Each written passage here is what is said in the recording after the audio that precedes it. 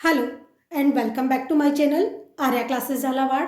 आज का टॉपिक है फिजिक्स का चैप्टर 11 क्लास 9th के लिए वर्क एंड एनर्जी से एनसीईआरटी के न्यूमेरिकल्स करेंगे हम। जो रिमेनिंग क्वेश्चन से क्वेश्चन नंबर 17 एंड 20 ये पार्ट 2 है। इससे पहले वाला पार्ट 1 था जिसके अंदर मैंने आपको 4, 9, 10 एंड 14 ये 4 क्वेश्चन सॉल्व करके दिखाए थे। इस वाले पार्ट में हम सारे इंपॉर्टेंट फॉर्मूलाज को कवर करेंगे और ये दोनों न्यूमेरिकल करेंगे। उसका लिंक मैं अपने डिस्क्रिप्शन बॉक्स में डाल दूंगी पहले वाले पार्ट का। तो चलिए वीडियो को स्टार्ट करते हैं।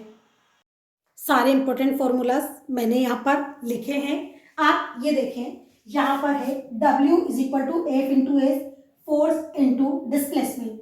अगर डिस्प्लेसमेंट जीरो है तो वर्क डन जीरो होगा, क्योंकि फोर्स कितना भी लगा लें अगर डिस्प्लेसमेंट नहीं हो रहा है तो वर्क डन जीरो हो जाएगा। अब power is equal to work done upon time, जितना वर्क डन हमने जितने टाइम के लिए किया है that is called power.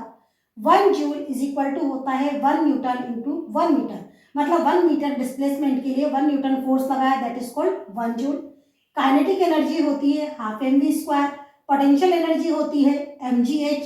1 watt is equal to होता है 1 joule per second. 1 kilowatt is equal to होता है 1000 वॉट। ये सारे फॉर्मूले आपको अपने माइंड में सेट कर लेने हैं जो आपके न्यूमेरिकल्स में काम आएंगे। काइनेटिक एनर्जी और पोटेंशियल एनर्जी मिलाकर होता है कांस्टेंट। मींस अगर हम कोई वर्क कर रहे हैं तो वर्क करने के पहले की एनर्जी और वर्क के बाद की एनर्जी कांस्टेंट होगी। 1 kilowatt hour is equal to होता है 1 यूनिट, वो जो घरों में हमारे लाइट का बिल आता है यूनिट्स में आता है दैट इज 1 किलोवाट आवर। और 1 kilowatt hour is equal to होता है 3.6 इंटू 10 की पावर 6 जूल। तो जब न्यूमेरिकल में अगर 1 किलोवाट आवर हमको लेना है तो हमें उसकी जगह ये रखना है। Work done when change in velocity is given, अगर वेलोसिटी चेंज हो रही है और तब आपको वर्क डन निकालना है तो आप ये वाला फॉर्मूला अप्लाई करेंगे। ये सारे वो इंपॉर्टेंट फॉर्मूलाज हैं जो मैंने आपको बताए हैं, इनको आपको न्यूमेरिकल्स में अप्लाई करना है। आप चाहें तो इनका एक छोटा सा चार्ट बना लें चैप्टर वाइज, जो आपको माइंड में सेट करने हैं न्यूमेरिकल करते टाइम, या आप इसको न्यूमेरिकल करते टाइम इस पेपर को लेकर बैठ जाएं ताकि आपको न्यूमेरिकल करने में ईजी रहे। तो चलिए न्यूमेरिकल करते हैं। इस क्वेश्चन में हमको गिवन है कि 1500 केजी की एक कार है, मास उसका दिया हुआ है, वो 16 किलोमीटर पर आवर की वेलोसिटी से मूव कर रही है। हमें उस कार को रोकना है तो हमें कितना वर्क डन करना होगा। अब आप यहाँ पर देखिए कार का मास कितना है 1500 केजी, कार मूविंग है दैट्स वाई उसकी इनिशियल वेलोसिटी कितनी है 60 किलोमीटर पर आवर, और कार को हमें रोकना है मतलब उसकी फाइनल वेलोसिटी हमको स्टॉप करनी है, उसको रोकना है that's why final velocity v is equal to क्या हो जाएगा 0। ये गिवन है क्वेश्चन में कि हमें उसको रोकना है, मीन्स आपको अंडरस्टैंड होना चाहिए कि v इज इक्वल टू क्या हो जाएगा 0। अब सबसे पहले हमको क्या करना है, जब हम सॉल्यूशन स्टार्ट करेंगे आप यहाँ पर देखिए u का में दिया हुआ है 60 किलोमीटर पर आवर में, तो सबसे पहले आप इसको कन्वर्ट करिए मीटर पर सेकंड में, तो u इज इक्वल टू हो गया 60। जब भी हमें किलोमीटर पर आवर को मीटर पर सेकंड में करना होता है तो डायरेक्ट 5/18 से मल्टीप्लाई कर देते हैं। 5/18 से क्यों मल्टीप्लाई करते हैं, 60 को किलोमीटर को मीटर में करने के लिए किससे किया मल्टीप्लाई 1000 से।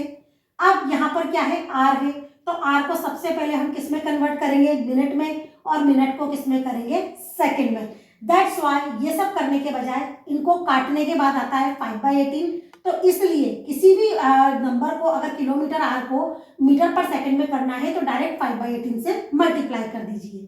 तो ये वाला लिया है मैंने, ये वाला। अब आप यहाँ पर देखिए 6 की टेबल से काट लेते हैं, 6 3 जा 18 और ये हो गया 10 टाइम्स, तो यू हो गया हमारा 50/3 मीटर पर सेकेंड। ये आ गई हमारी इनिशियल वेलोसिटी। अब वर्क डन, अभी मैंने जस्ट आपको बताया था जब चेंज इन वेलोसिटी वाला क्वेश्चन होता है तो वहां पे आपको वर्क डन के लिए कौन सा फॉर्मूला अप्लाई करना है, half m v square minus u square, ये वाला फॉर्मूला आपको अप्लाई करना है जब आपको दो वेलोसिटी गिवन होती है। आप यहाँ पर देखिए हाफ एम की वैल्यू है कितनी 1500, वी स्क्वायर वी की जगह आपको क्या रखना है 0 का स्क्वायर माइनस 50/3 का स्क्वायर, ये रख दी हमने values, that is 1/2 into 1500 into minus का 2500/9। तो जब आप इन सबको मल्टीप्लाई करें आपका जो फाइनल आंसर आएगा -208333 जूल। ये आपका अप्रोक्सीमेट आंसर होगा, पॉइंट में आएगा तो आप इसको अप्रोक्सीमेट ले लीजिएगा। ये आपका फाइनल आंसर आएगा कि इतने जूल हमको वर्क डन करना होगा या इतनी एनर्जी लगानी होगी उस कार को स्टॉप करने के लिए। आई होप आपको समझ में आया होगा। चलिए नेक्स्ट वाले क्वेश्चन पर मूव करते हैं। यहाँ पर क्वेश्चन में हमको दिया हुआ है कि 4 डिवाइसेज हैं, हर एक डिवाइस 500 वाट की है, वो कंटिन्यू 10 आवर्स तक वर्क करती हैं, तो हमें एनर्जी कंजम्पशन निकालना है किलोवाट आवर में, कि कितना एनर्जी कंज्यूम होगी। मैंने आपको बताया था P = W/T होता है, power = work done upon time होता है। वर्क डन को ही एनर्जी कहते हैं, यही क्या हुई एनर्जी।